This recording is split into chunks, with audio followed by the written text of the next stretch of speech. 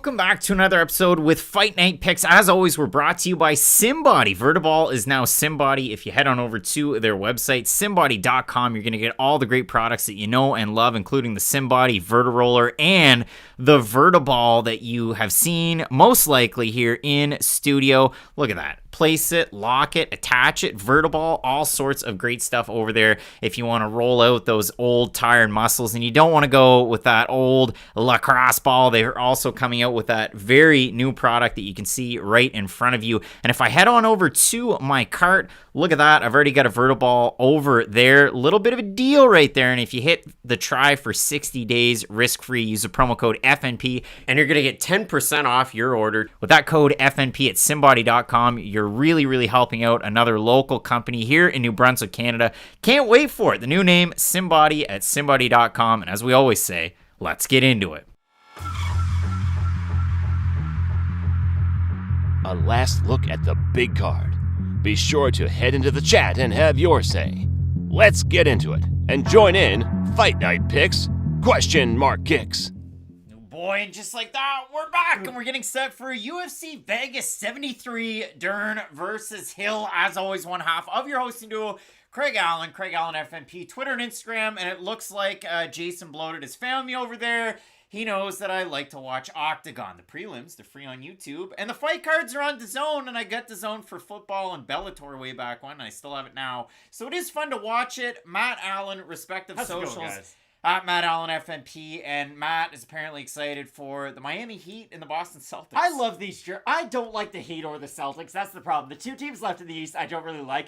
I love these Miami Vice jerseys, though. One of my favorite all-time jerseys. Well, when we do have a look at it and kind of moving it forward, you look at the card that we have coming up this weekend, a couple of weight misses, a couple of interesting interviews throughout the week, and a lot for us to cover on Fight Night Picks ? Kicks. We'll get this out of the way. Lord Nikon with the super chat. Would you bet against Jimmy freaking Butler in a fight against John Jones? Okay. The forever underdog. Here's Jimmy the thing Butler. about Jimmy Butler. I think he does have a good argument right now. We didn't talk about this. If you had, like, any other athlete from one of the four major North American sports to go into MMA, Jimmy Butler's, like, the perfect pick. Like, he wouldn't have that quit in him, you know? Like, he's crazy in all the best ways possible. He's a really high-level athlete. Like, I think Jimmy Butler could make that transition. John Jones might be a step too far, but maybe we could do... Who was the wide receiver for the Argonauts that one time who had the amateur fight? Do you know? Chad Owens? Chad Owens. Maybe you could do like a Chad Owens when it's all said and done. Have like an amateur fight. That'd be a good time. All he does is fitness on the Instagrams, but when we do look at this card, another super Chad chat. Owens. I forgot about that guy. Wayne Kerr does really like the SimBody. There's a SimBody here somewhere in the office somewhere. There is one, and we used to show it on the screen during the shows, but what we do with Fight Night Picks ? Kicks, again, it's kind of a recap throughout the week, and this is what I wanted to say before those lovely super chats came in. So Lord Nikon and Wayne Kerr, we definitely thank you. There were a lot of people that were disappointed that the picks didn't appear in the videos. When the videos are live, and we don't tell each other who the picks are, hey, watch them. It's hard to pop them up there. So a lot of people that they don't listen and they just like to skip their way through it. It is what it is.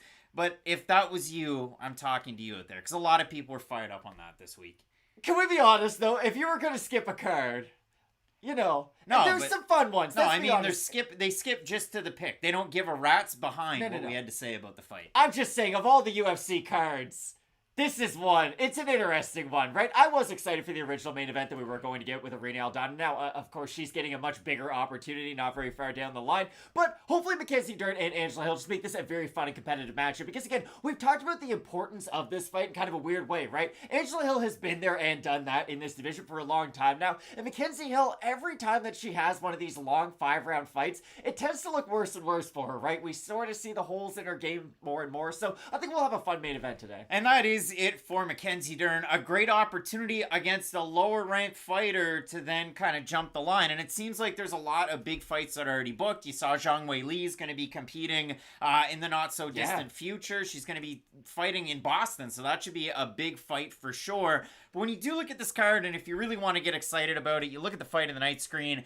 And listen, I changed the weights for this one because both guys came in. They're successful at the welterweight limit. You have Andrea Fialho taking on Joaquin Buckley. Joaquin Buckley, tired of getting knocked out by bigger guys. Makes sense. Could get knocked out by Andrea Fialho, though, and that's what makes this fight a lot of fun, because both of these guys, if they're pressuring forward, they have a lot of success. If they back up, that success kind of goes away quite a bit. Well, it's just, if on your resume you has been knocked out by bigger guys, I doubt if you've ever been asked about that portion of your resume, you were like, yeah, I'd love to revisit it. So for Joaquin Buckley, I do think 170 will help him a lot, right? He's not the biggest guy at 185, quite obviously, but we talk about his hand speed, we talk about his power. If he is able to translate those things down to 170, of course there is going to be a give and a take, right? Like, he's not going to be at the peak of his powers, but if he can throw with like 90% of the power that he could at middleweight, he should be a true outlier down at welterweight. But this is a really fun matchup. We've talked about that a lot. Fialho's a guy who's going to eat some big shots. He's going to hit you with his own big shots. So I think we're going to get a crazy barn burner in this matchup. And I mean, the second pick, and forget about the weights, but Orion Cosce, I mean, be consistent, I guess. You made 172.5 the last time out. He did it this weekend, taking on Gilbert Urbina, moving down from middleweight. But kind of like Joaquin Buckley, the story on Gilbert Urbina, lots of success in fights at welterweight in the past, so it wasn't that crazy to kind of picture a guy like Gilbert Urbina back down at welterweight. Now, he's been off since he lost to Brian Battle, the finale of The Ultimate Fighter, season 29. Now he gets an opportunity against Orion Cosce. Big right hand, lots of power, likes to wrestle. So when it does come down to this one, again, Craig Hart saying second best Craig, second best Hart checking in.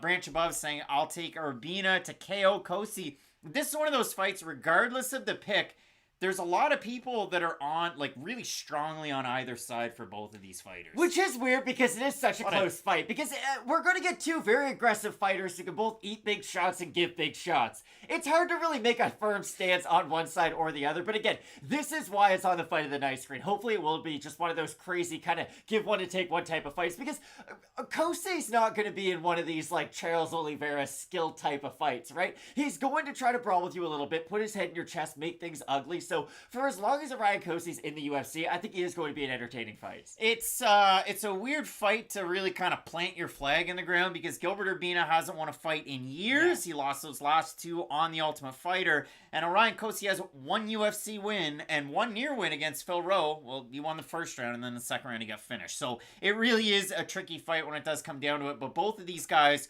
when they got their foot on the gas, that's when they find their most success. If they're on the back foot, it scares you. Similar story to both those Fight of the Night screen fights. So, listen, a lot of fights that we have to go down through on this card. There's 12. I guess that's a standard subset. Last weekend we had 11 because fights get taken out on short notice.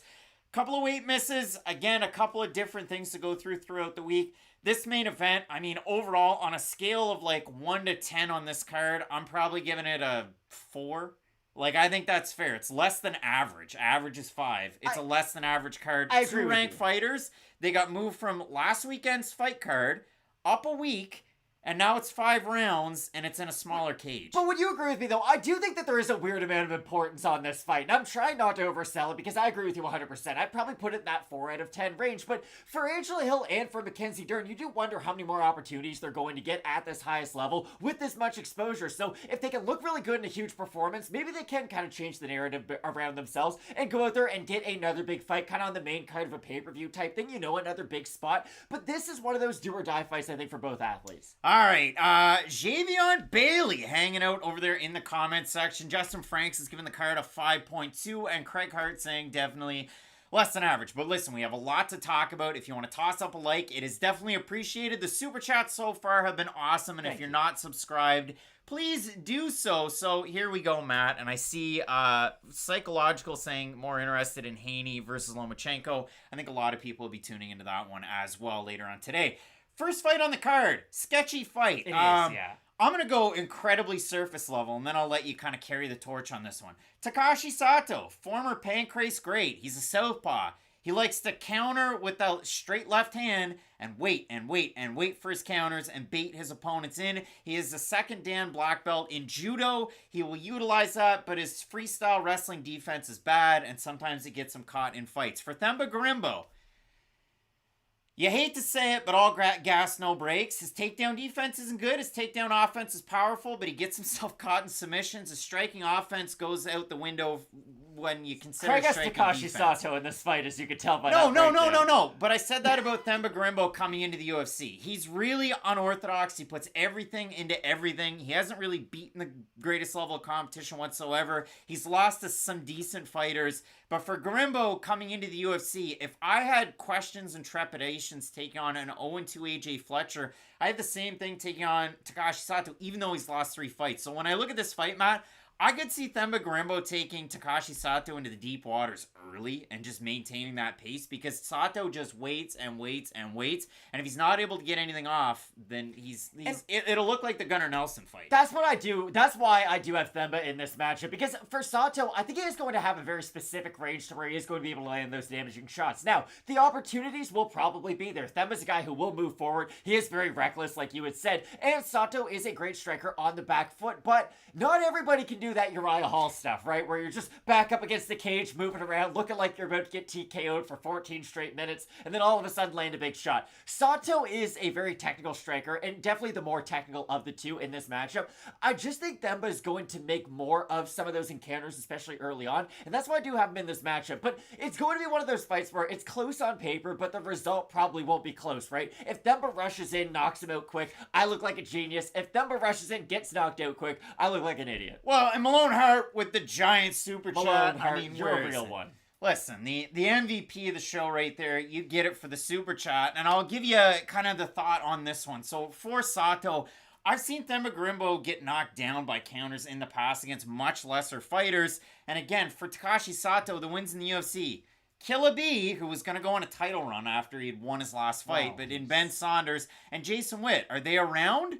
No, they're not, because it got finished quite a bit. And the guys that have beaten him were much more skilled. I mean, Bilal Muhammad, Gunnar Nelson, so on and so forth. So for Takashi Sato, he definitely has to land that counter, and he has to land it early. I think Themba Gorimbo, with the training with Colby Covington, he's going to go out there. He's going to try and work some of those takedowns. But when you look at Takashi Sato training at a Killcliff with 185-pound Michael Chandler, Brendan Allen, Onglan Song, some of those guys that are over there, it's only going to help out. 63% of the fans at Fight Night Picks going with Themba Gorimbo in this one.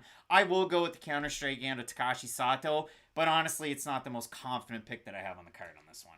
I gotta be honest, the first fight on most cards is a pretty volatile one, but yeah, I've got Themba in the matchup. All right, Matt. So the next fight that we have on this one, Natalia Silva taking on Victoria Leonardo. And when you do look at this fight, I mean, listen, Silva, when we made the video, was a giant favorite. If we look at Fight Night Picks for the total votes, Has it grown? I bet it's close. Like 77% have Natalia Silva to get the win. So do we. If Victoria Leonardo is able to pressure Silva up against the cage and hold her for large periods of the fight, like a Haley Cowan or like some of these fighters, I mean, maybe Bilal Muhammad sometimes, then Victoria Leonardo could get the win. I don't think her striking alone will get it done, even though the Taekwondo is quite good for Leonardo, the Kung Fu background that she has, the Muay Thai that she has out of Victoria Leonardo. I didn't mean to say Taekwondo jumpings.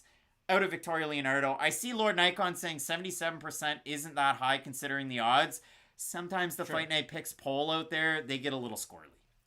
But also, like, if you put money on Natalia Silva at a minus 10,000, like, come on. 1,000. 1,000, whatever it is, minus 200 even in most matchups. You're a little concerned. I do think she is the more skilled athlete in more areas, and that's the thing. Normally when you do have a favorite of this caliber, the underdog has kind of that one spot, that one niche where, okay, if they get the fight to that area, they can have a lot of success. And I agree with you. Leonardo does have the physicality edge. She's a big athlete, is very strong in those clinch positions. So if she can kind of stall out Silva in some spots and make use at range with some of her own striking, then yes, maybe if everything falls her way, she can win this fight. But I just think Silva, A, with her volume, because she does have quite tremendous volume, and it does gain as the fight goes on once she does get comfortable in her ranges. So for those reasons, I do have Silva. I mean, in the comments, couple of things. Prince Vegeta's son, who's better at grappling? Leonardo, more than likely. I mean, Natalia Silva's shown it, though, in the 2 fights in the UFC against Teresa Bleda, who's a very good grappler, very good young fighter, and then Jasmine Jazz Divisius, that she was able to withstand those takedown attempts and, you know, bust them both up on the feet. And when it comes to Leonardo, I'd say she's better. MPTV, you're usually on the level, but saying that Leonardo's camp is garbage is a ridiculous slight. I mean, her husband's a coach out of the Elite Combat. So that one, that's kind of rude right there. But when you do look at it, I'll go with Natalia Silva, and we'll just move forward into the next fight, because I know that we're split on this one. Chase Hooper, I mean, the frame at lightweight, like the muscles. He does look better. The muscles are flowing. He's taking on Nick Fiore. For Fiore taking his fight on 10 days' notice against Mateusz Robeski, that was kind of wild. And in the first round, he didn't look that bad. But then, of course, what's going to happen when you take a short notice fight? We just watched that fight on DAZN with Octagon. You had Gogaladze taking on his opponent. His opponent took the fight on really short notice. It was close in the first round. And then Gogaladze took over second round, third round. It was kind of similar. You see that in a lot of those ones. The fighter that's taking on a week's notice is going to burn really hot. And if they don't get an early finish, it could be a bad night out. So for Fiore, I know he had a lot of first round finishes when he was with Combat Zone. That's Calvin Kattar, his teammate's promotion. And he didn't take on a good level of competition whatsoever. 2 wins over Jay Ellis. But when you look at a matchup like this, Matt, it's a great reset for Chase Hooper. It's a litmus test for Nick Fiore. It's the ultimate reset for Chase Hooper, though, because if you lose this one, I don't really know where he goes from here. And hopefully, it would be nice if the UFC kind of almost like redid a developmental deal where they're like, hey, go out, get some more experience, and hopefully we can bring him back one day. Because Hooper, I do think, has shown skills. It's just the inability to start locking a lot of those skills together. Now, hopefully at 155, his camp is less based around just losing weight and a lot more built around adding skills to his whole game. Because, again, the striking is improving, although it's not great at all. Let's just call it what it is. The grappling, what I do like about Chase Hooper's grappling is he gets into grappling exchanges. It's not a lot of one and dones. Now, yes, if his opponent has good movement, they can break kind of the initial clinch and back off and get their back off the cage. But if he does get them down, it's really difficult to scramble out from underneath them. So I will be really curious to just see what these grappling exchanges are going to look like. Personally, I do favor Hooper. I do think even though he is a 145er coming up to 155, he's going to be a pretty big guy in this division. So for Hooper, I think if he can get in that top position, he's going to do some really good work from that side. Yeah, and I mean, he does have a little bit of a height advantage in this fight, a little bit of a reach advantage. When you look at both these guys, jiu-jitsu is the discipline. For Nick Fiore, a black belt out of Henzo Gracie, New Hampshire,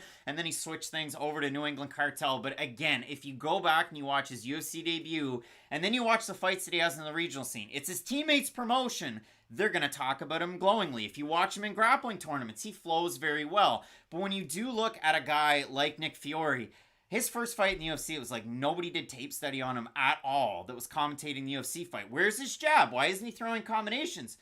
Because he doesn't fight like that. It's like Luan Lacerda training at Novo União. Why isn't he striking? Like, bite down on the mouthpiece, standing in front of Cody Stamann. It's because he's a grappler. So if you look at Nick Fiore, I think he's made some improvements in his striking since he has been at New England Cartel. He's not Kattar. He's not Font. He's not he's not even Joe Lozon yet.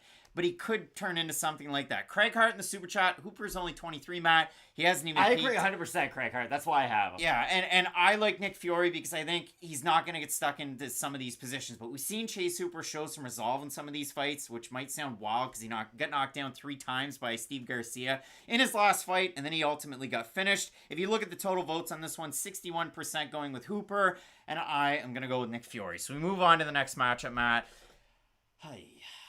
How is Ilir Latifi going to deal with his lack of a strength advantage in this matchup? I guess I'll just take the lead because, again, Ilir Latifi was that... Who's to say? What? Who's to say that he doesn't have the strength advantage against Nascimento? Because we don't really see Ilir Latifi throw people around in the heavyweight division at 42. Now, to be fair, it has been a while, but the last time he did fight, it was against Alexei Oleinik, who I think is a lot more welcoming to some of these grappling exchanges than a guy like Nascimento will be. And the thing that Ilir Latifi is going to struggle with is how is he going to close that range? Because outside, Nascimento's guy is going to keep that jab in your face. It's not going to be a Calvin Kattar one where it busts your face up, but it's going to keep Latifi at least far away enough to where it's going to be really difficult for him to shoot in on those really high single legs he likes to go for, because it really helps him transition into those like almost over the shoulder throws like he's John Cena in the mid 2000s. So Latifi, if this was 2016 Latifi, maybe he could just go in there, throw out his back, but pull off some Jessica Andrade slams. I just think the size and the striking advantage that I do think Nascimento is going to have is going to be enough for him.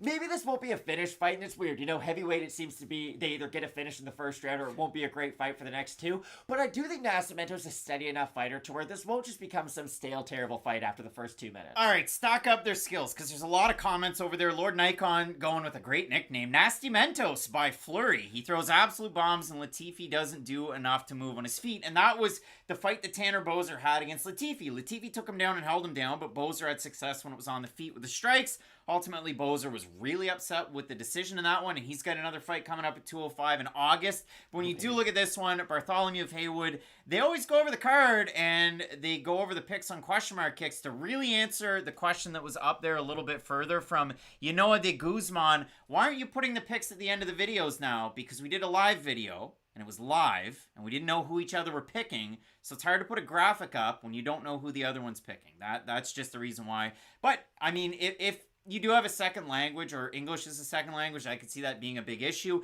In our next video, they're going to be there because we're not going to do the next video live. But Matt, when you do look at this one, I know you were hot to trot on Nascimento's boxing. Again, I mentioned at the start of the week when he took on Chris Daukaus, and so was I. And I know he lost the fight to Daukaus, but I was saying, like, stacking skills. I think that Nascimento's boxing is quite a bit better than Latifi's. I think Latifi has better wrestling. We know that. The Greco-Roman pedigree. Does he in heavyweight, though? I still think he does. You're right, but I do think it is fair to question at 42 years of age, fighting a guy who weighs 60 pounds heavier than the majority of the guys who we beat. And when it comes to the jiu-jitsu, well, I think Nascimento has better jiu-jitsu than a guy like Ilir Latifi. So for me, I think that unless Latifi's able to hold position, kind of fight a Blagoy Ivanov type of fight, really pull down on the head, tire him out, like wear him out. Corey Anderson's him, where it's like Johnny Walker, Latifi goes in there, just scorched earth knocks him out. That'd be kind of wild. Levels to this. I do like Nascimento in the matchup. So we will have a look at Fight Night Picks over on the Instagram for the poll on this one. 71% going with Nascimento to get the win. Again, when it is unranked heavyweights, it's not really the greatest, but for Latifi, as we said, he's fighting top light heavyweights, and he was a top light heavyweight. He was. Came into heavyweight, and he fights Derek Lewis in a close fight. Then he fights a bunch of unranked guys to relatively close fights. So it has been weird that way, but for me, I will go with Nascimento, and we'll move ahead to the next one. I see it there, Stefan Olivier saying Latifi's cardio will be 0 by the end of the first. Latifi's weird because you are right. Like, Latifi, what gives him the most success is his wrestling, right? But if you defend the first 5, the 6th, 7th, and 8th are a lot easier to defend. You know what fight we deserve? Carl Williams and Ilir Latifi. Give me that fight. Wow. That's what I want to see. I think that'd be a good one. Louis Cosce, Lewis, he's out of the UFC. It's Orion Cosce taking on Gilbert Urbina. Guess what? Didn't have to change the left side of this graphic, and that's not a joke because it was 172.5 his last time out. It's 172.5 this time. He's taking on Gilbert Urbina, who's coming down from middleweight after a year and a half away since he fought Brian Battle. Urbina was a welterweight. Urbina is now a welterweight, and Urbina fought Sean Brady and got completely out-wrestled in one of his last welterweight fights, just like Joaquin Buckley when he fought Logan Storley. But unless you're in like the top 12 of the UFC rankings, that's probably going to happen to you. Sean Brady's really good, and he's really good at grappling. Logan Storley's really good, former interim champ with Bellator, and he's really good at grappling. So I don't take those 2 losses out of either guys into effect in this one. However, Orion Cosce is good at mixing his strikes to his grappling. That's what's gotten him wins in professional MMA. Him and his brother beat Danny McWilliams. So that one's always a fun little nugget to throw in there. But when I look at a fight like this, Matt, I think Orion Cosce, although he did get finished by Phil Rowe was throwing the kitchen sink at him, throwing those knees before he got the finish, throwing the hooks to the body, to the head. And there was exhaustion on the part of Cosce. Cosce's had injuries since that fight, and he's kind of struggled there. He missed the weight against Blood Diamond, but he mixes martial arts. That's why he got the win and an interview with Joe Rogan on a pay-per-view. And now for Cosce taking on Gilbert Urbina, Urbina's chin's been tested. And it's not Justin Gaethje level. But when I look at this fight, Matt, it really is a tricky fight for sure. I have a hard time with it because either guy could win at any minute of the fight, really. Just because Cosce is going to invite the violence, if you will. He has kind of like a bigger Nate Landwehr to where he can beat anybody on his best day and lose anybody on his worst day. Probably the ceiling isn't as high as a guy like Nate Landwehr because we have seen Nate go out there and put on some pretty incredible performances, but we've also seen him get clipped by big shots against Herbert Burns. Like, you wouldn't really assume, thinking about both fighters right now, Herbert Burns would own a first-round knockout over a guy like Nate Landwehr, but train. Exactly. But for Orion Cosce, he does fight in that style, right? The window is going to be open for a victory and a defeat the majority of the time he's in the matchup. I do think Urbina, with the kicks and some of the long-range attacks that he does employ, is going to have a little bit more success on the outside of the big flurries, because yes, the flurries are going to be dangerous for both guys, right? Neither guy is an incredible defensive fighter, as I almost pass out trying to say those words, but Cosce, I do think, is going to have kind of a 5% disadvantage in some of those ranges, and for those reasons, I do think Urbina is going to be at least a slight favorite by the time this fight's over. I think it's going to be a close one, though, because when I first thought about this fight, it was, okay, finish for both guys, right? I think we are going to more likely than not get a decision out of this. I do think we are just going to get a very high volume fight, but that should make for a very entertaining one. I could see a finish in it. I mean, I see Caleb Randall saying, bro, 300 of y'all viewers in here should be liking this video. The Canadians need some more likes. They do a lot of legwork for everybody. We would appreciate that. A like is free, and it takes 2 seconds of your time. The funniest part about this, and I did that really long interview quote that Orion Cosce had at the start of the week about fighting in the 4th dimension, and I thought that was a wild thing to say. Do you think he likes Flatland? I don't know what that is. You don't remember Flatland? No. You didn't watch that math movie in middle school where it's about, like, the 1 dimension, 2 dimension, 3, and then it goes into, like, the 4th? Matt, once mathematics started to get tough in chemical engineering, my brain... And then it just lost all relevance. Now, it did come back when I took business. Someone out there's going to know what Flatland is. Don't remember it. But when it does come down to this one, Matt, I do have Gilbert Urbina in the matchup. We both had him at the start of the week. At the start of the week, and the weight issue for Cosce. I know he did get a win off it the last time. What are the odds now after the weight miss? Did they shift at all? It's a good question. I have no clue. Because Urbina was a slight underdog. He was a decent underdog. Now they're really close. So Orion Cosce... decent. It was like... It's going to load. This makes for good viewing, but why not? It's still loading. I did see Branch Above asking about a fan meet and greet. I mean, it's a possibility if the UFC... Like, if they come back to Toronto, I could see that happening. Orion Cosce's still spinning around. Craig Hart helping us out. It's pretty much a pick'em. We had Urbina as a pretty big underdog, and we still have him at pick'em. I don't think it was pretty big. It was like plus 120. That's not pretty big. I think it was more than that. Now...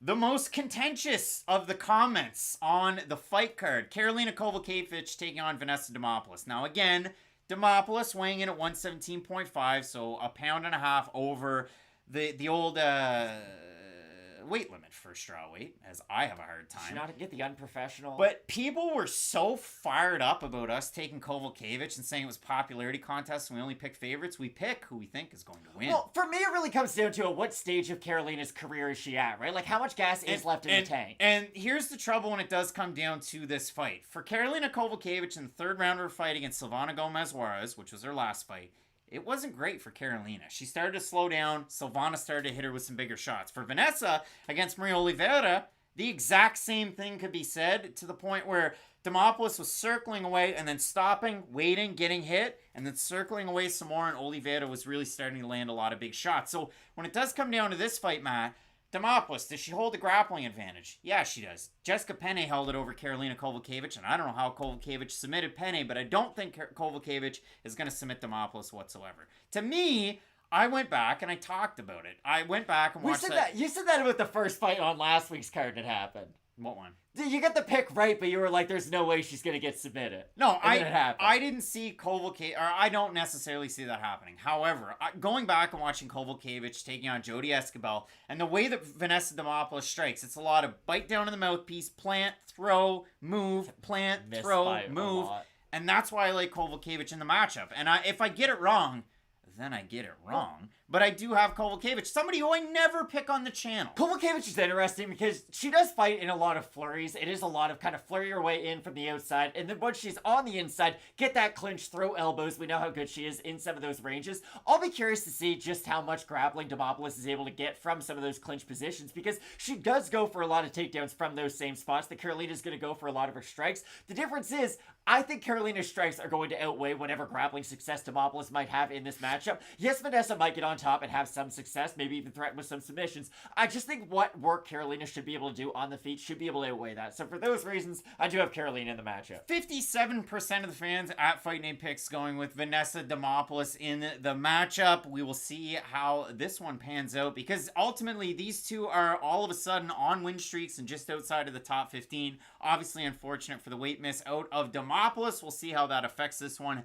as it moves forward. Craig Hart never wants me to get one wrong. I wish I never got them wrong. Matt, our next matchup, Slava Borshchev taking on Maheshate. Slava Borshchev, Maheshate at 155. Both guys making the weight. Why do I say that? Because Maheshate missed his last time out. And was he successful in that fight? No, he wasn't. So he knocks out Steve Garcia, that double tap on the same strike, and then Rafa Garcia takes him down over and over again. For Slava Borshchev, beats Dakota Bush, loses to Mark Casey, loses to Mike Davis. Out of Slava Borshchev's 3 fights in the UFC, I picked him 0 times to win. Out of Maheshate in the UFC, I picked him 0 times. So I haven't picked either one of these guys to win a fight in 5 combined fights. Now I have to, unless I were to pick a draw. Wouldn't It's that a be difficult wild? fight to predict, too.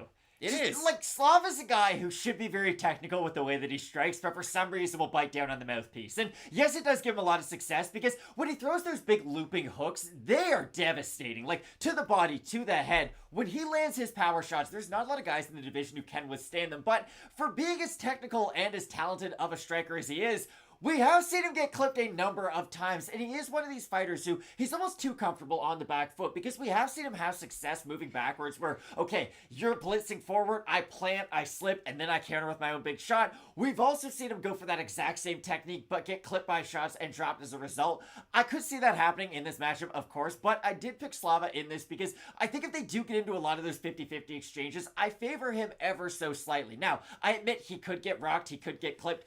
The place he has a lot of success in can also come to his downfall, but I do have Borshchev in this matchup ever so slightly. I'll say this, though. If we do get these guys striking in the middle of the cage for like 15 minutes, this should be a really fun fight. Now, Pablo's saying I should switch it for the draw, the old question mark kicks fave, but when it does come down to this one, imagine. Now, like last weekend, I thought, okay, Gabe Green, strength and conditioning. Hey, don't run in with your chin down and try and strike against Brian Battle. Now, if we got that in this fight, that would be effing nuts. And for Slava Borshchev, we talk about some of the defenses that he can throw out there, some of the counters that he has. It's a little bit different from that tricky southpaw stance versus a guy like Takashi Sato that starts off the card, because Sato stands there, straight left hand that's coming at you down the pipe. For Borshchev, he's going to try and throw a lot more for hook's sake. So he is a former K1 champ when it does come down to it. A couple of really good strikers. MMA Fight Club saying go Heat. I take that as a slate, even though I'm not wearing a Celtics jersey. We could root one out of the closet if you want. I do have Slava Borshchev in the matchup, but if I got this one wrong, it wouldn't necessarily be a surprise. Again, with 51% of the fans on Borshchev, you guys see this one as very close on our Instagram, and I think it should be a very, very fun fight. So, Matt, we move forward. CDF doesn't look like this anymore, and neither one of us have curly hair. It's very flat, very straight, but my goodness. Diego Ferreira with the hair now. I mean, Gilbert Burns grew it up. He got a new girl now, and she's a lot like you. Grew it out, and it is flowing. And there was one comment out there that hated, you do all this research, but the sticking point was an interview. Wow, I'm gonna back that up. CDF hasn't fought in like 2 years, and he's lost 3 fights in a row. I'd like to know what he's been up to recently, and he's had a lot of injuries. That's why he's been off. He likes puzzles. He trains at Team Ferreira BJJ. He makes that giant trip out with a couple of teammates to Fortis to get ready for his fights. So I do like that, especially when it comes into this matchup, because for CDF, when it comes to his grappling, it is very good. When it comes to his striking, well, that sets up his grappling, and that got him to a top 10 ranking. 10, exactly. So for Diego Ferreira taking on Michael Johnson, does he have a grappling advantage? Sure. I definitely think he does. To me, it's just when he is throwing those combinations and he's flowing, sometimes he chases a little bit on the feet, and sometimes this is a stretch. But like Braxton Smith, he really does like to stand heavy on that lead leg to throw his punches, and that's where I think Johnson can counter away and even land some of his own shots. That's why I like Johnson in the matchup. I've also got Johnson, but it's a really difficult fight to predict because I keep on going back to the Thiago Moises fight. Johnson looked great until he didn't, right? And that's really been the thing about a lot of Michael Johnson's fights. He'll look good until he doesn't. And if we do see that happening to where, okay, he's landing good volume, wow, I think Michael Johnson won round 1. Probably 10-9, I'll give it to him. And then immediately gets taken down in round 2 and gets like ground and pounded with elbows and choked out. No one's going to be surprised. Like, this guy got choked out by Darren Elkins at 145, okay? CDF could definitely get a win over him without a doubt if he is able to get him down to the mat. I just think the volume striking of Michael Johnson is going to help him quite a bit on the feet. Now, on the feet, I think these guys are pretty close, though. Like, I don't think CDF's at some huge disadvantage if he is able to get his kicks involved. Because when he's able to throw his kicks, they are pretty good. He goes to the head, goes to the body, goes to the leg. Not a fast kicker by any means. They are kind of like RDA a little bit, although I do agree with you. He's someone who's not great moving forwards, not great moving backwards. But again, once he is able to establish his range, he is a pretty comfortable striker on the feet. So I think he has all the skills to win this fight, but I'm going to go with Michael Johnson for the pick. Mike Muscala and Blake Griffin are not going to let the Heat close out the series, I will grab that jersey in just a second. But when it does come to the fans over there in the poll, at Fight Night Picks on Instagram, 64% going with Michael Johnson. Clay doesn't want to see it go the distance.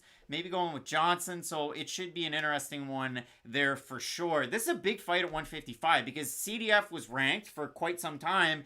And then he just fell off the face of the earth. Now he's coming back at 38, which is kind of wild. And Michael Johnson is on a win streak. And it's really weird This fight's like the conveyor belt at the end of Toy Story 3. You know, like... No, but like the winner's gonna get out and the loser's probably... Like, I don't really know where the loser of this fight goes at this point, because they are both quite advanced at this stage of their career, and I don't really want to see Michael Johnson or CDF just kind of get reduced to the point where they're just fighting the next up-and-coming prospect, just time in and time out. Yeah, I think Michael Johnson gets like the Jim Miller push. Like, Jim Miller's getting Jared Gordon coming off a weird fight against Bobby Green, so maybe they go with something like that at 155. Matt? Possible fight of the night, Andrea Fialho taking on Joaquin Buckley. A big fight. Break this one down for the folks. It should be an interesting matchup. So this is my big thing about this fight. How is Joaquin Buckley going to absorb damage at 170 pounds? Because at 185, I don't think he has a bad chin. Again, I'm not going to sit here and tell you he can absorb punches like Poirier at 155, but he doesn't have the greatest defense, and I think that leads to a lot of his knockout losses more than any poor durability factor would. But making the way down to 170 pounds, you do have to worry about a guy, right? Like, you're not moving 10 pounds, you're moving 15 pounds. And I know the jump between middleweight and 205 is much more significant than the jump between, featherweight and lightweight, but still, welterweight to middleweight is a big jump, so I'm going to be curious to see how Joaquin Buckley does fare. Now, he is somebody who, we brought this up a lot at the start of the week, and I'm glad that we really hammered this point in. Not a big middleweight, and didn't even weigh in at 185 consistently when he would fight at middleweight, so I wasn't concerned whatsoever, to be honest with you, about his transition back down to 170. So when he fights Fialho, to me, it just comes down to how durable is he going to be, because if he even has the middleweight level of durability, I think he's going to be able to use his own flurries, get on the inside, make Fialho really uncomfortable, because Andre's a great fighter moving forward. If you get him moving backwards, though, you could clip him with some big shots. And I did see it out there, like, from a few different people. I think it was actually a Jack Slack tweet, kind of talking about the same point that we had made in the show. Like, Andrea Fialho, when I went through the numbers against, it was Michel Pereira. I was going to say somebody else. I was going to say Alex. But 33% significant strike rate. Against Van Camp, it was 70%. Why? Andrea was moving forward against Van Camp. He was moving backwards against Pereira. Well, there was Pereira. a tale of two fights against Jake Matthews. Like, in that very fight, you see him move forward, have success, then he gets put on the back foot, gets dropped and outclassed. Yeah, and then when he's taking on Matthews, 35%. When he's taking on Muslim Salikov, 25%. When he can't figure out the distance and he can't start to flow with his combinations, like, it's bad. But when I look at Andrea Fialho, and I've talked, I hope, glowingly about him since he's been with UFC, I really like Andrea Fialho fights. I liked him when he was with Bellator. He was kind of like Chidi and Joe Kawani. Throw him in there in a co-main event slot. Throw him in there on a main card. It's going to be a lot of fun with Bellator. And then he went to the PFL, did Fialho, and he had mixed results. And then he went over there, fought for a couple different organizations. XMMA was one of them, UAE Warriors. Now he's in the UFC. It's kind of the same thing. He's just refined the package. It's a lot of set combinations, throws a really good leg kick, but when the wheels start to come off, the defenses aren't necessarily there, and that's where he struggles. There's a lot of people over there in the comment section, Matt, that seem to be big Austin Reeves fans. Like, they really like the Lakers, so that's kind of an odd flex. When it does come down to this matchup, though, yeah, the weigh-in thing for Joaquin Buckley, we even saw him at 168.3 against Logan Storley, so we'll see if the power's still there. Doesn't want to get knocked out by the middleweights. I do have Joaquin Buckley in the matchup. At Fight Night Picks for the total vote, 64% going with Buckley in the matchup. Buckley. I've also got Buck. Tastes awful, and it works. Oh, Wasn't Buckley. that the slogan? That was it, Matt. Emily Ducote taking on Lupita Godinez, and this one seems to be close for just about everybody. Fights on short notice. Ducote was originally due Polyana Viana, who's everybody's favorite fighter at strawweight all of a sudden. And if you look at it for Godinez, I mean, yeah, short notice, but she did just beat Cynthia Calvillo. It was by split decision, even though you could either argue she won 2 rounds or all 3 rounds against Calvillo. One of the judges didn't see it that way. But when you look at it for Godinez, some oddball fights, some short notice fights already in the UFC, definitely gains you favor and stock with the promotion, but it gets you into some tricky spots. So if you do look at it for Ducote in the matchup, she got completely outstruck when she fought Angela Hiller last time out, and it was just like the Andrea Fialho effect. Ducote was on the back foot, and she couldn't throw her combinations. And when Ducote's flowing, mixing in the leg kick, mixing in the head kick like she did against Danielle Taylor. Emily Ducote is a very, very fun fighter and a very, very special fighter. Her record it doesn't tell you the whole story at 12-7. And for Lupita Godinez, the former LFA champ, the BTC champ up here in Canada,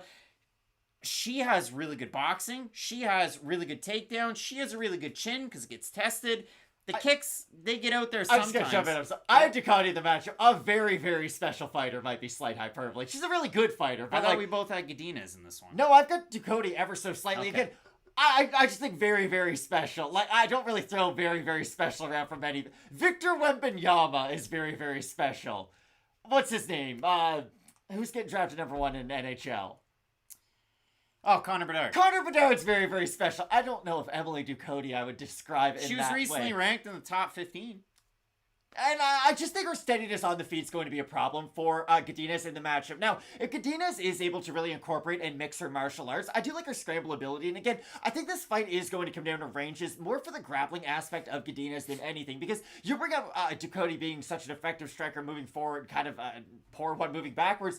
She's a good up-close fighter. She does have good elbows in the clinch. Her boxing is quite strong too. But Godinez will go for a lot of those kind of bodyweight takedowns from that same position. So I'll be curious to see how Godinez does manage a lot of those ranges, whether or not she moves closer or tries to move away and just sort of evade the flurry altogether. I think this fight's going to be a very close decision though, either way by the time it's over. So I don't really think there's a wrong pick either way, but I do have Ducote by a 2% margin, if that. I think it's a very Wouldn't it close be fight. sick if Pop goes, you know what, screw it, Scoot, you're on our team, let's go. So that'd be good. wild. I do have Lupi Godinez in the fight, and I think she can excel with some of those takedowns. It's not to say that Ducote is a bad fighter when it comes to the grappling. I just do prefer No, and I agree with you. Lupe Godinez when it does come to this one. We have a look at Fight Night picks for the total votes. 76% going with Lupe Godinez, which is a little bit wild. Morphatrix is saying, not sure if the catchweight favors one fighter or the other. Maybe Lupe. I still think Ducote wins by decision, and I know I mentioned at the start of the week, but Lupe Godinez's fight against Angela Hill was a catchweight of 120 pounds on short notice. Godinez talked about the fact that her hip was really bothering her in that fight. That's why she couldn't get the kind of force needed for the takedowns. She did struggle with the takedowns in that fight. She rehydrated for a fight night weight of 130, so it's not like... You talk about her in that fight like I talk about Hideki Matsui winning World Series MVP in 2009. Like, why do you fixate on those details from Godinez in that? No, it is interesting. But Matt, we will look forward to the next one. Matt, Edmund Shabazian taking on Anthony Hernandez. I thought Edmund was going to be awesome at one point, Craig. And I didn't know what to make of Anthony Hernandez, to be quite honest with you. But this is the most, like, I know, you guys are down the middle on some of these, and you differ on picks just so somebody gets one right. It's not true. But when I look at this fight, I could see the wheels completely coming off for Anthony Hernandez, and here's why. His striking defense is janky. It's really janky. He holds his hands out. Sometimes he brings them in and he has a nice tie guard, but he eats a lot of punishment. It's kind of loose in the middle. He gets hit up the middle. He gets hit on the sides. He got hit in his last fight going in for the initial takedowns against Barrio, and then what happened? He got the takedowns and he ground out Barrio, which was a surprise to me.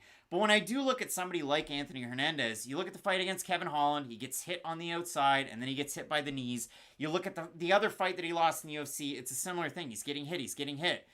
Marcus Perez was able to hit him, and then take him down. When I look at Edmund Shabazian, his grappling's got him into some advantageous positions like his fight against Darren Stewart. It got him caught against Nasruddin Imavov when he was getting outstruck, went for the takedown, then got down on the ground and hit quite a bit. But when I look at a matchup like this, I can see Shabazian having so much success with the striking. An Extreme Couture guy now for another camp. He had the long layoff between fights, between the losing streak and then the fight against Dalcho Lungiambula. If you do look at this one, I would not be surprised in the slightest if Shabazian won. And again, I said at the start of the week I was on the fence and I went with Hernandez, and I still have him now. But it's a tricky fight. I'm a lot more on the side of Hernandez, and I'll say it for this reason. I agree with you. I do think Edmund can have success in all the ranges and all the spaces that you said.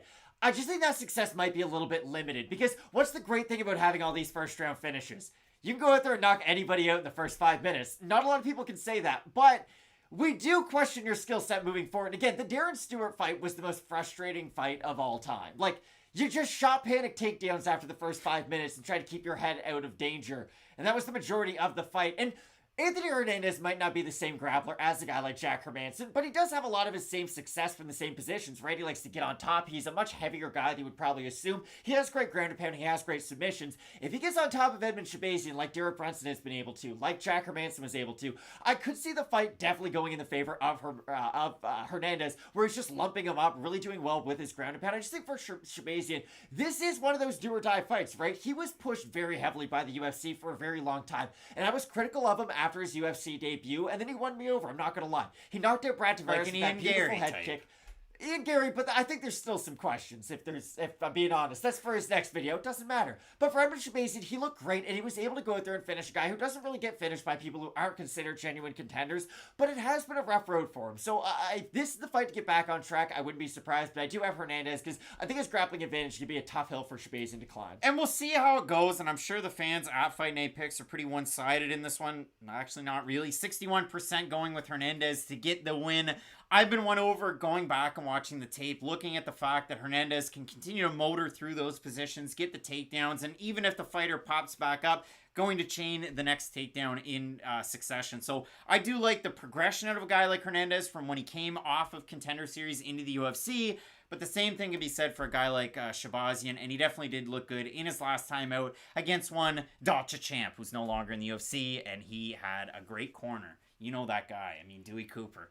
Doesn't like that shoulder. When it comes down to the main event, Matt, Mackenzie Dern taking on Angela Hill. Mackenzie Dern out of the press conferences don't like anything. Don't like any of it. The training camp was really hard. The personal things that are going on in her life are definitely, you know, taking a strain for sure. And then you look at this matchup, Matt, and it was originally scheduled for last weekend. It was a 3-round fight in Charlotte in a big cage. Now it's in a small cage at the Apex, and it's 5 rounds.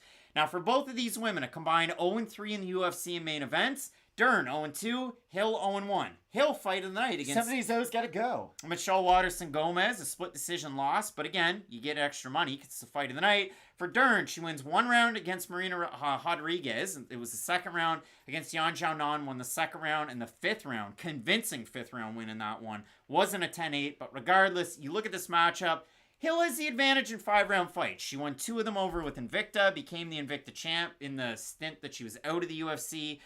But when you look at this fight, Matt, I mean, over in the comments section, let's have a look down through. Craig Hart, I'm wondering if Hill can just run around Dern. MMA Fight Club, Dern is angry. Raw Torque, Dern by sub. Jonathan, Dern sucks. 11% takedown accuracy. Alex Wilson's throwing around a term that we do not use at the end of that super chat. Yeah, and we're not going to use it today. So Alex Wilson will leave you at bay. Cujo Max saying Hill, Mackenzie Dern is single. I'm not, it is what it is.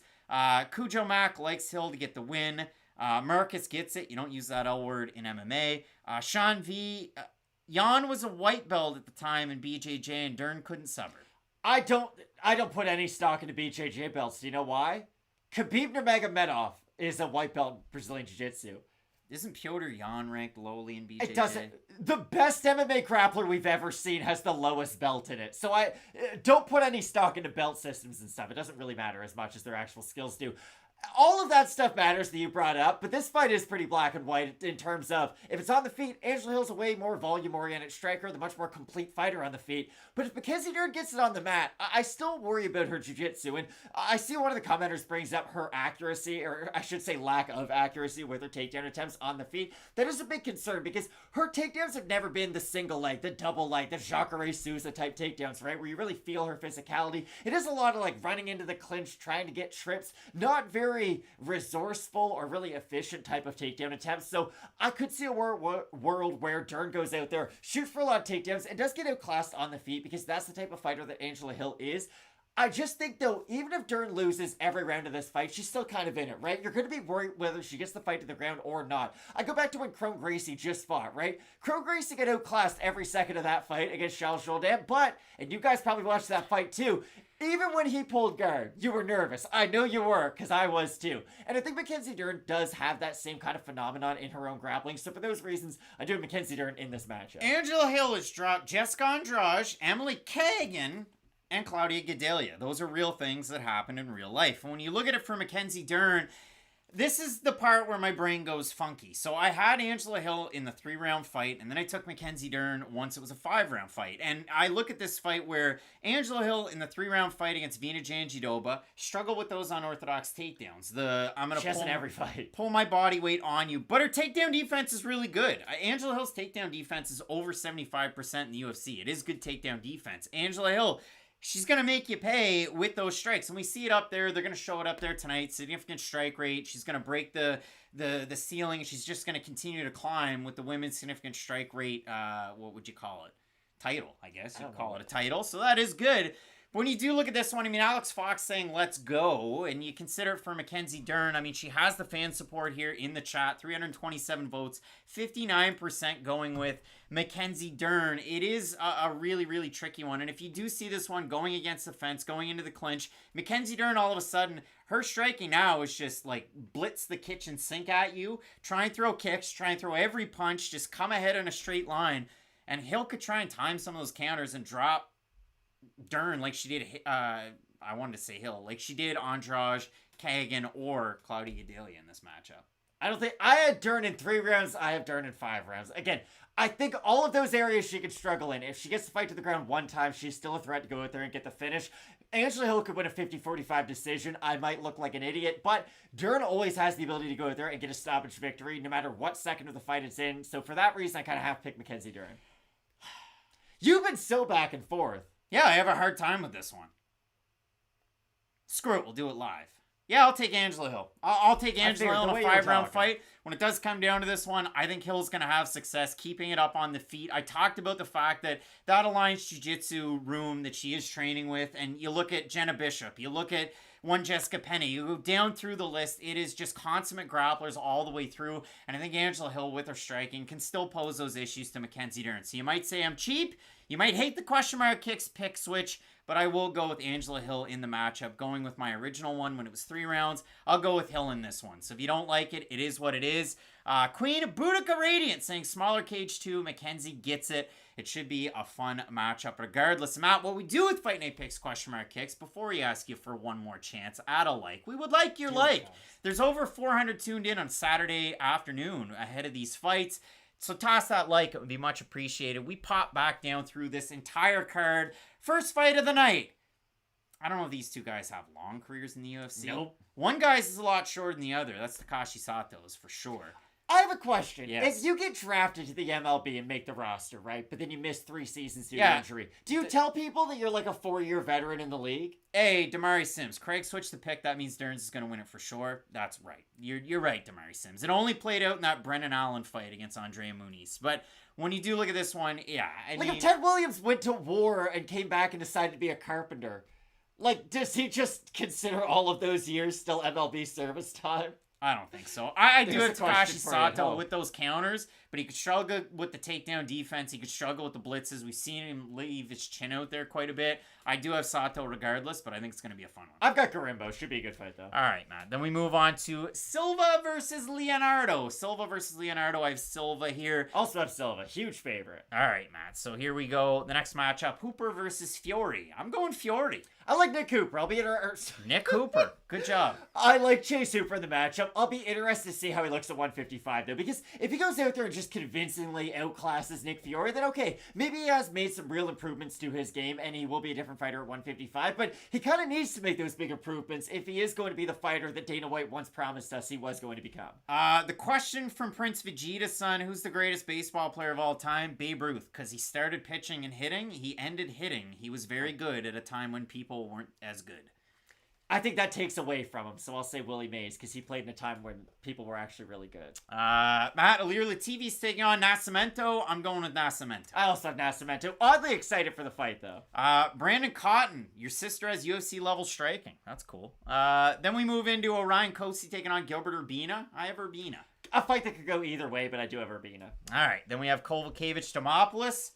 People don't like it. I'm going Kowalkiewicz. I've also got Karolina. Yikes. Then we have Maheshate taking on Slava Borshchev, a battle of strikers.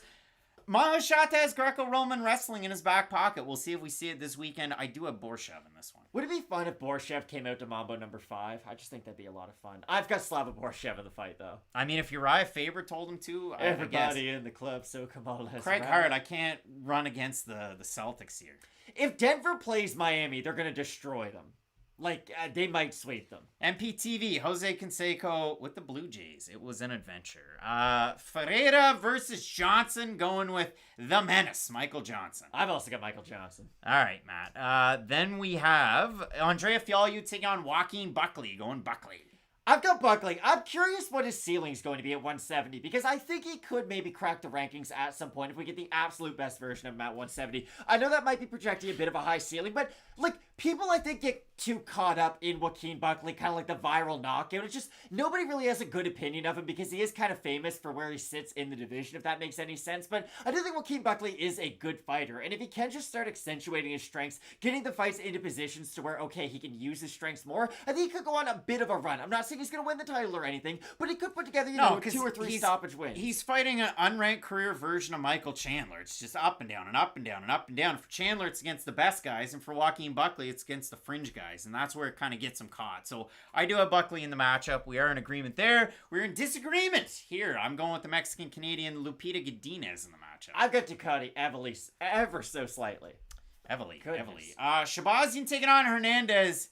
Shabazian, the sexy pick, but I have Hernandez in the matchup. Also got Fluffy in this one. And then when it comes to the main event, I will switch the pick, and I will get it wrong. I'm going with Angela Hill in the matchup. Give Mackenzie Dern. 3 rounds, 5 rounds. I got Dern. Mixing it up, Matt. Next week, no UFC card. The week after, Kai Kara-France taking on Amir Albazi. The co-main event, it's a fight that gets my blood pumping. Alex Caceres is taking on the Pit Daniel Pineda. I couldn't be more excited. That fight, the co-main event, is going to make the thumbnail. So get ready for that one. I should have it done by the end of today. I'm working on it right now. I think it's pretty cool. But when it does come down to these fights, Matt, 12 total, kicking off on a Saturday. You've got Octagon going on right now. You got the Haney-Lomachenko fight later. Haney, is he going to be bigger? I think he's just going to win. He's going to be bigger. And he's like probably 3 years ago might have had a good chance, but it's been a while. And he's 35 now, which is wild. That's why I said 3 years ago. Yeah, a lot of big-time fights coming up today, so make sure you check them out. Thanks so much for joining in with Fight Night Picks. The Super Chats have been great. You guys keeping the channel moving there. If you're not subscribed, we would appreciate it. If you toss a like out on your way out, we would certainly appreciate that too. Keep it locked in with Fight Night Picks. As we always say, let's get into it.